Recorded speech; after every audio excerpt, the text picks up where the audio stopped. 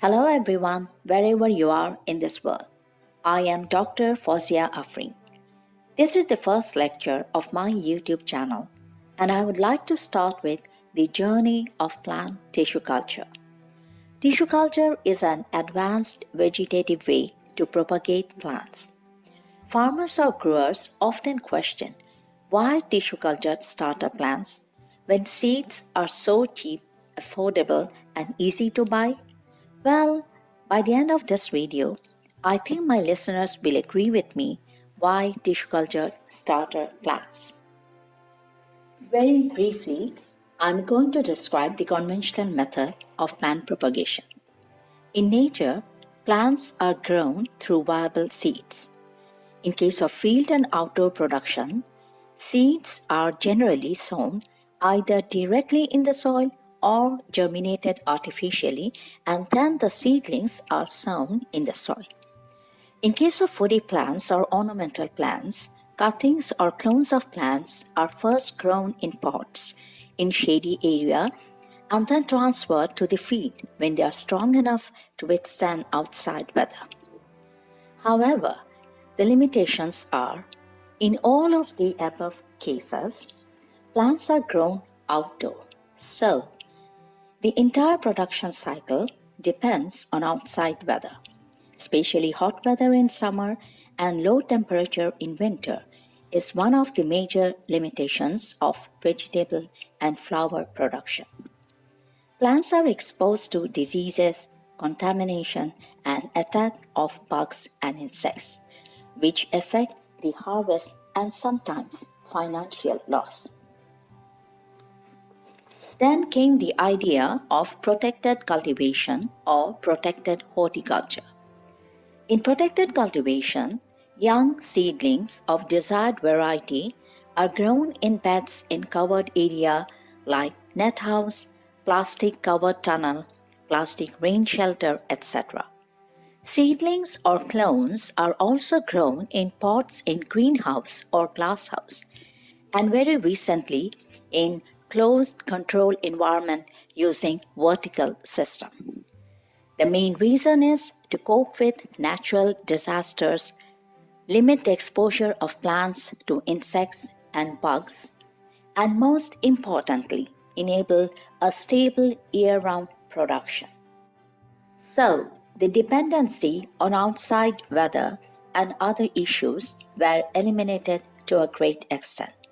However, the disadvantages of using seedlings or clones as a starting material were noticed.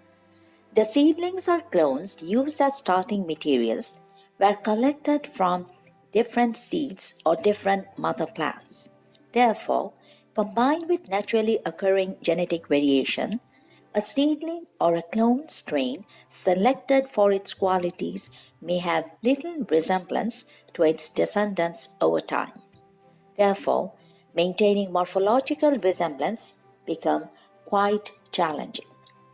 Variation in morphological growth, for instance, variation in height, number of stems produced, etc., were noticeable, which is quite undesirable. To some extent, it affects the sale price. The most obvious shortcoming is the number of clones cannot exceed the mother's available branches. Maintaining the same chemical contents between generations or even plants of same generation is not guaranteed. Also, production of disease or germ-free plants is not possible. Seed-grown plants are a combination of male and female plants, so it does not guarantee all same-sex plants when desired.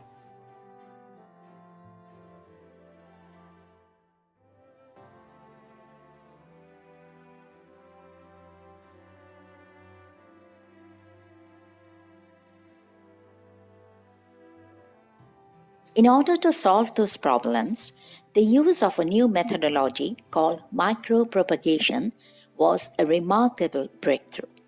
This methodology took the asexual reproduction to the next level. Micropropagation is a mass vegetative plant propagation system on an artificial nutrient medium under a controlled environment to ensure true-to-type pathogen-free plantlet production. The technique used in micropropagation is tissue culture technique. Tissue culture is a term used to describe a variety of procedures to maintain and grow plant organs or tissues under aseptic or sterile conditions. This technique is entirely carried out in a room with controlled environment. The light intensity, humidity, and temperature, everything is controlled. The most important aspect is a clean and germ-free environment, which is strictly maintained throughout the entire production cycle. This technique not only solved the problems discussed earlier, but the plantlets were also healthy, and a unique similarity in size, shape, or growth, even chemical contents, were noticed among all of the plantlets. The plantlets are germ-free as they are grown in a clean, germ-free environment. Moreover, by using this technique, a year-round production and supply of starter plantlets became possible. Thus, this technique gained popularity very soon, and day by day, the use of it started to increase for the micropropagation of agricultural, horticultural, medicinal, and landscape plants in a commercial scale. With time, greenhouse growers and farmers have realized the importance and benefits of the use of tissue cultured starter plantlets in order to overcome the loss of time, money, labor, and to get a better end product. Thus, the journey of plant tissue culture begins. Steps of plant tissue culture will be explained in details in my next video, so stay tuned.